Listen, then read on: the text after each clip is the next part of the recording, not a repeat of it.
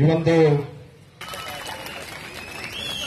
ಹೀಗಾದರೂ ಇನ್ನೂ ಯಾಕೆ ನಾವು ಪ್ರತಿಭಟನೆಯಲ್ಲಿದ್ದೇವೆ, ನಾವಿನ್ನೂ ಯಾಕೆ ಆತಂಕದಲ್ಲಿದ್ದೇವೆ ಅಂತ 2 ನಿಮಿಷ ಯೋಚನೆ ಮಾಡಬೇಕಾಗುತ್ತೆ.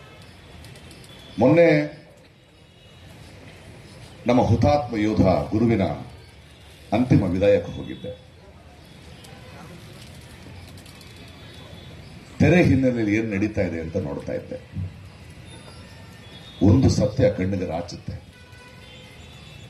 ಕಾಯ್ತಾ ಇದ್ದೀನಿ, ಇನ್ನು ದೇಹ ಬರುತ್ತೆ ಅಂತ ಎಲ್ಲಾ ಚಾನೆಲ್ಗಳು, ಎಲ್ಲಾ ಪತ್ರಿಕೆಗಳು ಏನೋ ಕತೆ ಹೇಳ್ತಾ ಇದ್ದಾರೆ.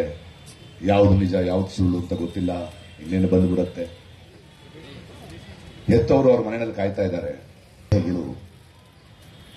ಭಾರತ ದೇಶದ ಬೇರೆ ಬೇರೆ ಕಡೆಯ ಹಳ್ಳಿಗಳ ಕಡೆ ಹೋಗ್ತಾ ಇದೆ.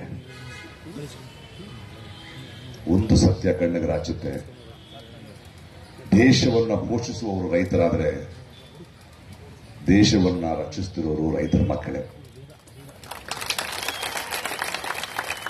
ಕೆಳವರ್ಗದವರೇ, ದೀನ ದಲಿತರೇ,